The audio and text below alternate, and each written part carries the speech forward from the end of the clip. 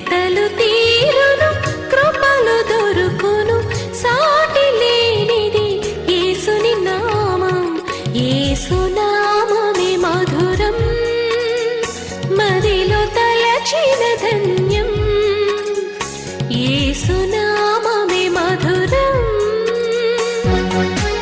ప్రభువునందు ప్రియ దేవుని బిడ్డలారా, నేటి వాక్య ధ్యానం కొరకు ప్రార్థన చేసుకుందాం.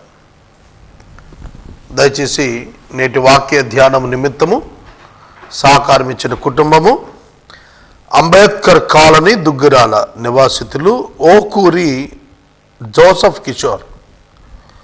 వీరు బీటెక్ అనంతరం జాబ్ వచ్చిన సందర్భంగా తల్లిదండ్రులు యోసేపు గారు, దేవమాత గారు,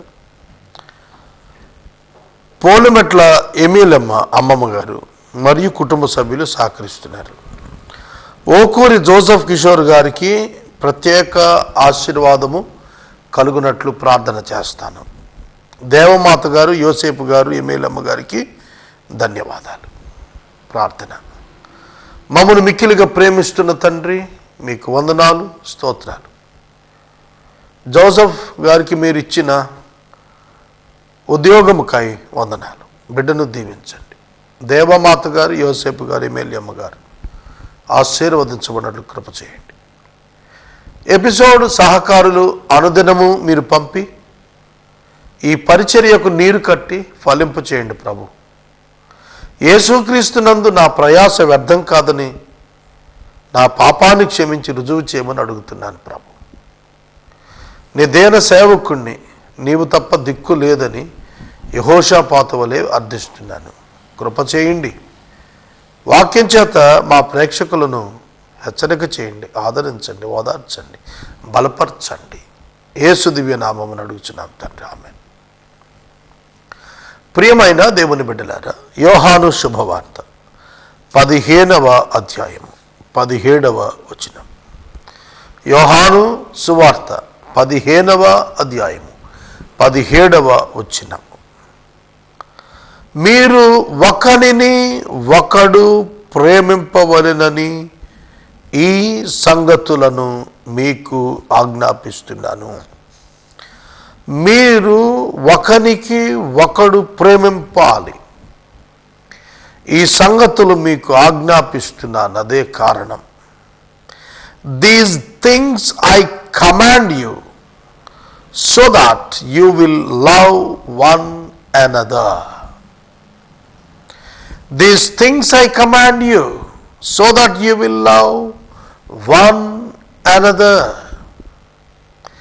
బైబిల్ సందేశం ప్రేమ. ప్రేమ ప్రేమ లేని వాడనైతే నేను వ్యర్థుడను.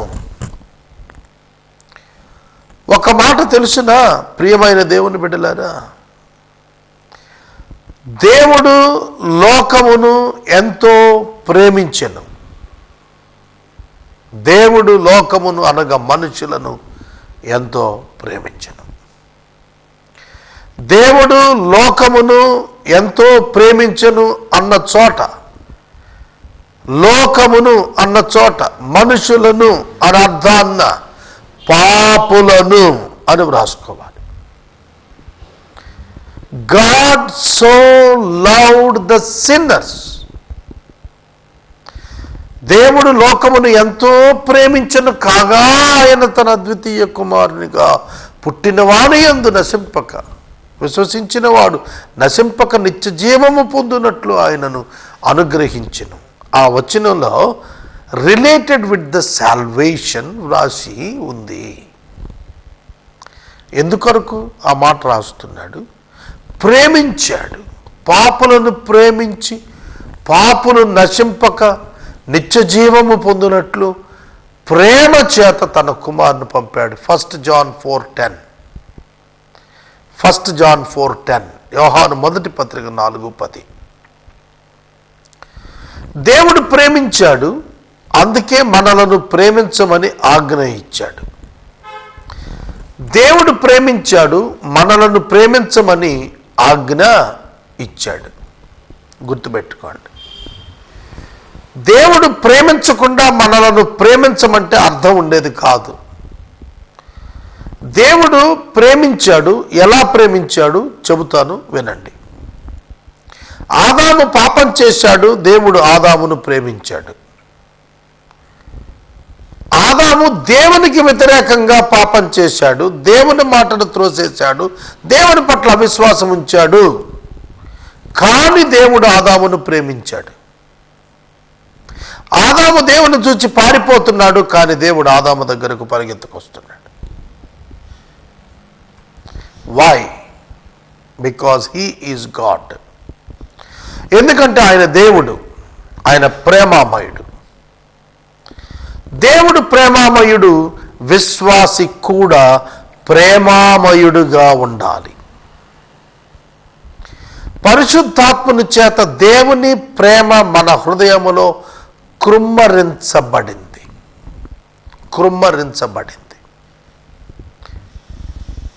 చూడండి, చల్లబడింది, స్ప్రెడ్ అవుట్. చల్లబడింది, కృమ్మరించబడింది. రెండిటికి ఎంత తేడా ఉంది? Pouring is different from spreading. విస్తరింపజేయటం, జల్లటం కంటే కూడా ఒక ధారగా పోయటం గొప్పది కదా.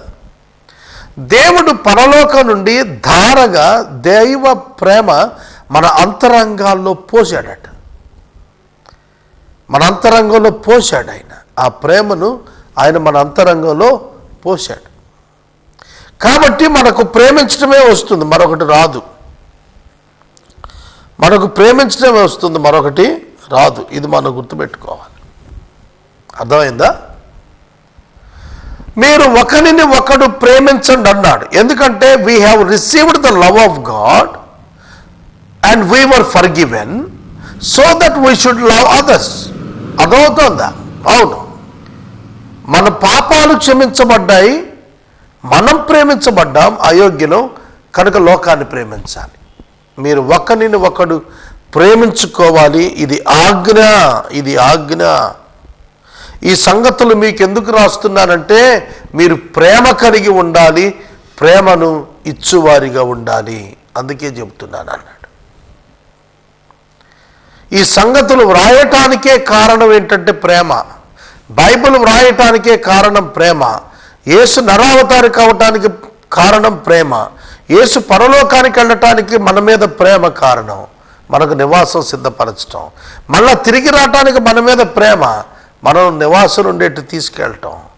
మన మీద ప్రేమ ప్రేమ ప్రేమ ప్రేమ ప్రేమ. Simple. That's the only concept a Christian has to develop. క్రైస్తవుడు దాన్నే అభ్యాసం చేసుకొని కల్టివేట్ చేయాలి, వ్యవసాయం చేయాలి. వ్యవసాయదారుడు విత్తనాలు తీసుకుని పొలంలోకి వెళ్తాడు, బస్తాలు మోసుకొని పొలం నుండి బయటకు వస్తాడు. విత్తనము గుప్పిటితో జల్లుతాడు, పనలు బస్తాలు భుజానికి ఎత్తుకొని వస్తాడు. That is Christianity. If you so the love, you will reap the bundles of love back. నువ్వు విత్తనం వేస్తే ఆ విత్తనాలే మళ్ళీ వస్తాయి వెనక్కి. కానీ నువ్వు విత్తినంత మొత్తం కాదు, కొన్ని వందల రెట్లై వెనక్కి వస్తాయి. That is Christianity. భారతదేశానికి ప్రేమ చూపించాలి. The Christian should show the love of agape to the great nation India. భారతదేశానికి క్రైస్తవుడు దైవ ప్రేమను చూపించాలి, కనపరచాలి, అందించాలి. మనకి మన ప్రభుత్వం ఆహారం ఇస్తోంది, పానమునకు నీరు ఇస్తోంది, వస్త్రం ఇస్తోంది, అన్ని ఏర్పాట్లు చేస్తోంది. మనం క్రీస్తు బిడ్డలంగా లోకానికి ప్రేమనివ్వాలి. Concern and love. ఎప్పుడైతే మనం అలా ప్రేమను పంచుతామో భారతదేశం క్రీస్తును తెలుసుకుంటుంది.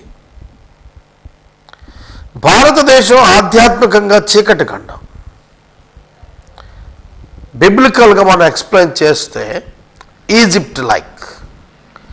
ఐగుప్తులో ఏ విధంగా విగ్రహ ఆరాధన చేత దేవుని ఎరుగక ఉన్నారో అట్లాంటి స్థితిలో ఉన్నది మన దేశం. Spiritually under darkness, they need the light of the scriptures. You have to expose the scripture with love to the people. నేను మా కార్యాలయంలో మీకు గతంలో చెప్పాను, ఇండియా మ్యాప్ ఎదురుగా పెట్టుకుని I'm praying every day for that. నా చెయ్యి ఆ దేశం పటం మీద ఉంచేవాడిని, ఆ రాష్ట్రాల మీద ఉంచేవాడిని. ఈ రాష్ట్రం ప్రభు touch the state with your love, with your concern, with your excellency. ప్రియమైన దేవుని బిడ్డలారు, మనం ప్రేమించటం ఎప్పుడైతే ప్రారంభిస్తామో సమాజానికి మనం సేవ చేస్తాము. ప్రేమ కలిగిన వాడు సేవ చేస్తాడు, ప్రేమ లేనివాడు సేవ చేయడు. ప్రేమ తప్పిదాలను కప్పేస్తుంది, ప్రేమ ఫిర్యాదు చేయదు, ప్రేమ సహనాన్ని చూపిస్తుంది, ప్రేమ ఓర్చుకుంటుంది, ప్రేమ ప్రాణం పెడుతుంది. ఆ ప్రేమ నుండి ఎవడు తప్పించుకోలేడు. అదే అగాపే ప్రేమ. దేవుడు చెబుతోంది అదే, మీరు ఒకరిని ఒకడు ప్రేమించాలి, ఇది ఆజ్ఞ. ఇట్స్ ఎ కమాండ్మెంట్, ఇది ఆజ్ఞ, ఇదొక సందేశం. It's not message, it is commandment. Message can be honoured or may not be honoured, but you must obey the commandment. You may not obey the message. God is not giving message, God is giving commandment. దేవుడు ఆజ్ఞ ఇస్తున్నాడు brother, దేవుడు ఆజ్ఞ ఇస్తున్నాడు. దేవుడు సందేశాలు ఇవ్వటం లేదు, నేను సందేశం ఇస్తున్నాను. నేను ఆజ్ఞ ఇవ్వలేను, కానీ దేవుడు ఆజ్ఞ ఇస్తున్నాడు. God can command you. దేవుడు నిన్ను ఆజ్ఞాపించగలడు. ఏమని ఆజ్ఞాపిస్తున్నాడంటే love others and love one another. మనం ఒకరిని ఒకరు ప్రేమించుకోవాలి, మనము ఒకరిని ఒకరం ప్రేమించుకోవాలి. ఆ ఒకరిని ఒకరు అన్నప్పుడు ఎవరు వారు? పక్కవారు, నీ పొరుగువాడు. నీ పొరుగువాడు నీకేం కానక్కర్లా, నీ పొరుగువాడు, ఆపదలో ఉన్నవాడిని ప్రేమించు. నేను ట్రైబల్ ఏరియాలో హ్యూమన్ అంబులెన్సెస్, విచిత్రంగా ఉంది కదా, అంబులెన్స్ అంటేనే మనం వెహికల్ కదా, 2-వీలర్తోనే హ్యూమన్ అంబులెన్సెస్ ఒక రిమోట్ ఏరియా కూడా పోయి తీసుకొని రాగలిగేటువంటి ఒక టీమ్ రావాలా, కొన్ని టీమ్స్ రావాలా, ప్రాణాలు కాపాడబడాలా, అడ్వాన్స్గా వాళ్ళు బ్రతకాల. We should love them. మనం వాళ్ళని ప్రేమించాలి. వాళ్ళకు విద్య తక్కువ, ఎన్లైటన్మెంట్ తక్కువ, వాళ్ళ ఆ ప్రాంతంలో ఉన్న వారికి అవకాశాలు తక్కువ, వారు అక్కడైతేనే బతకగలం అనే భావంతో ఉంటారు ఆ ప్రాంతాల్లో. వాళ్ళకు ధైర్యాన్ని ఇవ్వగలగాలి. ఇది ఎప్పుడు సాధ్యం అవుతుందంటే నువ్వు వాళ్ళు ప్రేమించినప్పుడు. మిషనరీస్ భారతదేశానికి వచ్చారు, అప్పటికే పాశ్చాత్య దేశాలు అభివృద్ధి చెందిన దేశాలు. ఓడల మీద ప్రయాణం మనకు తెలుసు, టైటానిక్ షిప్ మనం విన్న ఎంత లగ్జూరియస్ షిప్ అది ఆ రోజుల్లో. మరి అట్లాంటి రిచ్ కండిషన్లో ఉన్నటువంటి వాళ్ళు సైతం భారతదేశానికి మిషనరీకి వచ్చినప్పుడు అప్పటికే అంటరాని వారుగా ఉన్నవారు. ఇప్పుడంటే కొంచెం కల్చర్ నేర్చుకున్నారు ప్రజలందరూ కూడా. ఆ రోజుల్లో సరిగ్గా వస్త్రం కట్టుకోవటం వచ్చేది కాదు, ఆ రోజుల్లో చెప్పులు వేసుకోవటం తెలిసేది కాదు, ఆ రోజుల్లో భక్తి అంటే తెలిసేది కాదు, వ్యసనాలంటే అర్థమయ్యేది కాదు. సో వాళ్ళ మధ్యకి వెళ్ళారు, వాళ్ళని సంస్కరించారు. ప్రేమలో ఉన్న గొప్పతనం సంస్కరిస్తుంది. ప్రేమ it motivates others, it transforms others. That is the power in love. ప్రేమలో గొప్ప సంగతులు ఉన్నవి, వాటిని మనం తెలుసుకోవాలి, వాటి ప్రకారం జీవించాలి. 18వ వచనం, లోకము మిమ్మును ద్వేషించిన ఎడల మీకంటే ముందుగా నన్ను ద్వేషించెను అని మీరు ఎరుగుదురు. If the world hates you, know that it has hated me before it hated you. మిమ్మలను ద్వేషించటానికి మునుపే నన్ను ద్వేషించింది అని మీకు తెలుస్తుంది. ఎందుకంటే మీరు నన్ను వెంబడిస్తున్నారు కనుక, మీరు నా బిడ్డలు ఉండాలనుకున్నారు కనుక నన్ను ద్వేషించిన లోకం మిమ్మల్ని ద్వేషిస్తుంది అన్నాడు. ఒక మాట గుర్తుపెట్టుకోండి, నిర్హేతుకముగా యేసును ద్వేషించిరి. నిర్హేతుకము, హేతు అంటే కారణం, నిర్హేతుకము అంటే కారణం లేకుండా. యేసును ద్వేషించటానికి కారణం అసూయ తప్ప కారణం కాదు. వారి అసూయ యేసు పట్ల ద్వేషాన్ని లేపింది.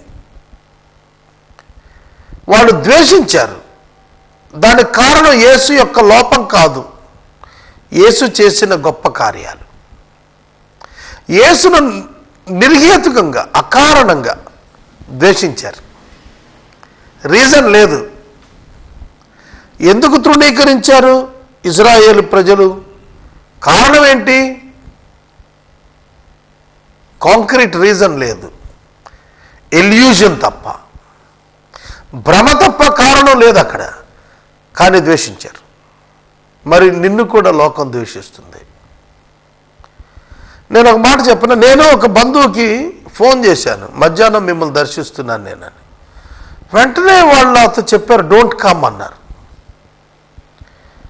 నేను చాలా అకస్మాత్తుగా విస్మయానికి గురయ్యాను. ఏమిటి, నేను వస్తే ఎంతోమంది ఎప్పుడు వస్తారా, మమ్మల్ని దర్శిస్తారా అని ఆశగా ఎదురు చూస్తారే నా ఫెలోషిప్ కోసం.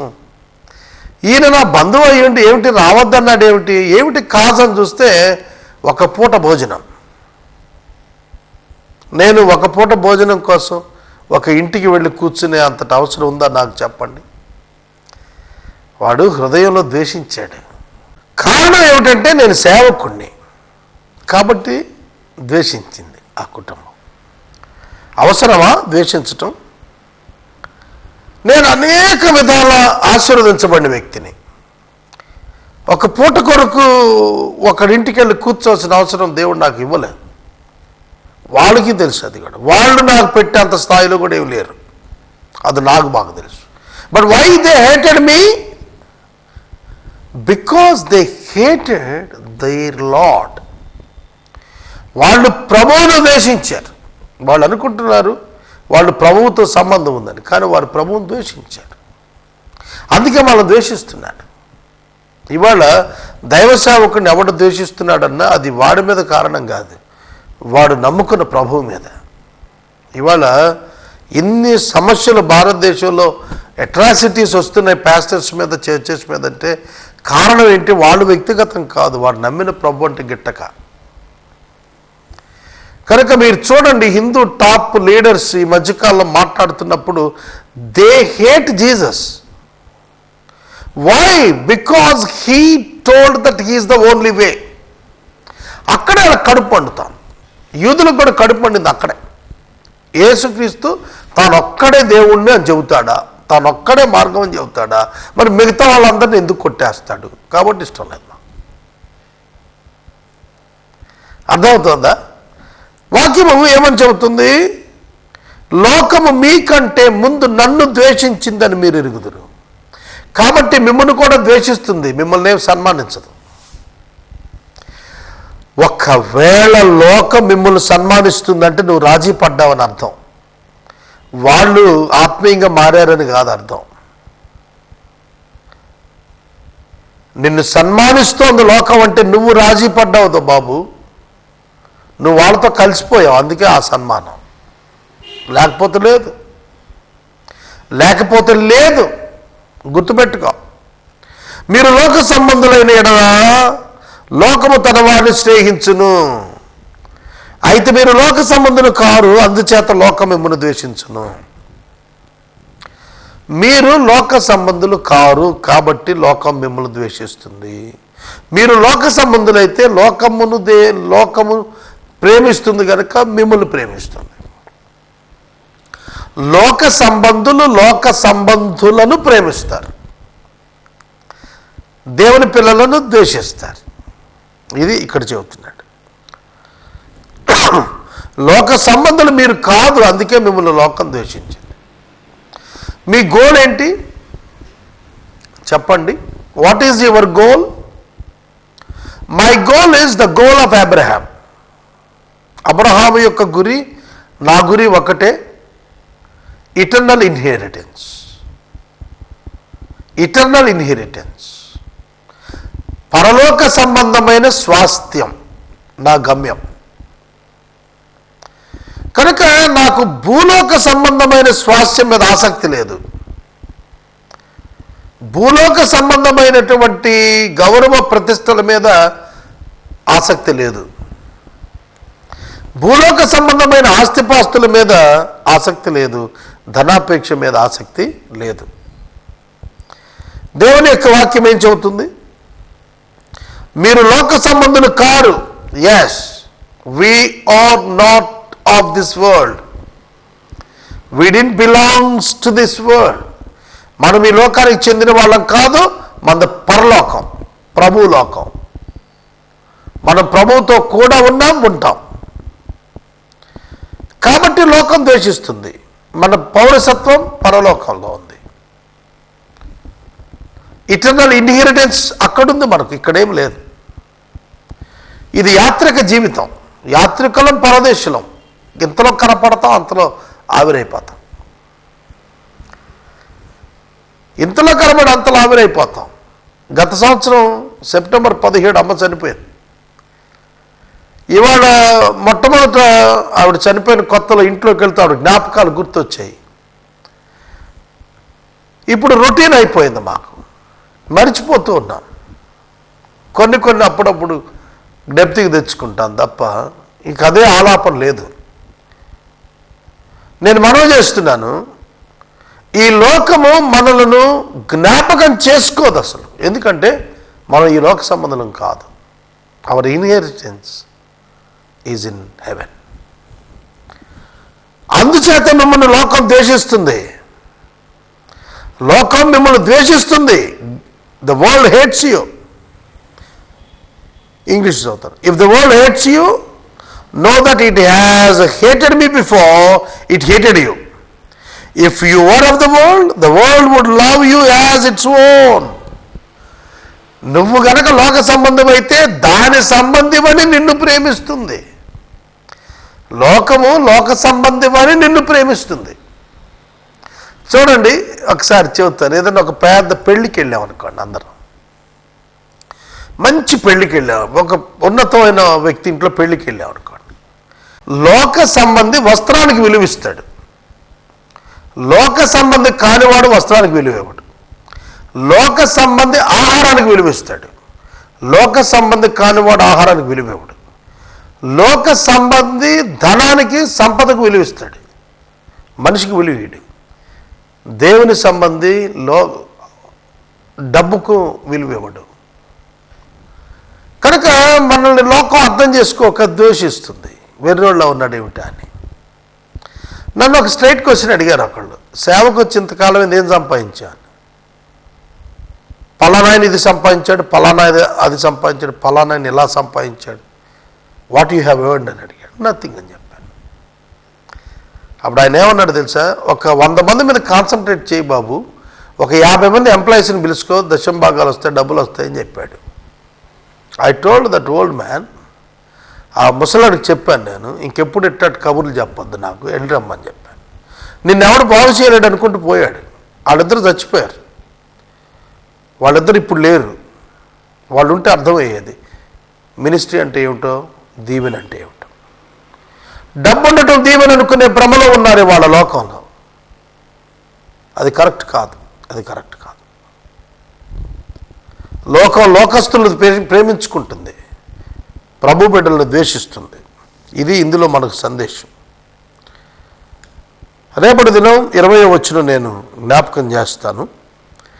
ఎపిసోడ్ సహకారము ఇచ్చినటువంటి కుటుంబము ఏలూరు అంబేద్కర్ కాలనీ దుగ్గురాల నివాసితులు ఓకూరి జోసెఫ్ కిషోర్ గారికి ఉద్యోగం వచ్చినందున దేవమాత గారు, యోసేపు గారు, పోలుమట్ల ఎమ్మెల్యమ్మ గారు సహకారం ఇచ్చారు. దేవుడు వీళ్ళను దీవించాలని ప్రార్థిద్దాము. ప్రార్థన. మమ్మల్ని మిక్కిలిగా ప్రేమిస్తున్న మా తండ్రి వందనాలు. వాక్యం విన్న బిడ్డలను ఆశీర్వదించము. జోసెఫ్ గారికి ఇచ్చిన ఉద్యోగంకై కృతజ్ఞతలు. కుటుంబాన్ని దీవించండి. యేసు నామమున స్తుతిస్తున్నాము తండ్రి. ఆమేన్. తండ్రి అయిన దేవుని ప్రేమ, కుమారుడైన యేసయ్య కృప, పరిశుద్ధాత్మ యొక్క అన్యోన్య సహవాసం సదా మనకు తోడైండును గాక. ఆమేన్.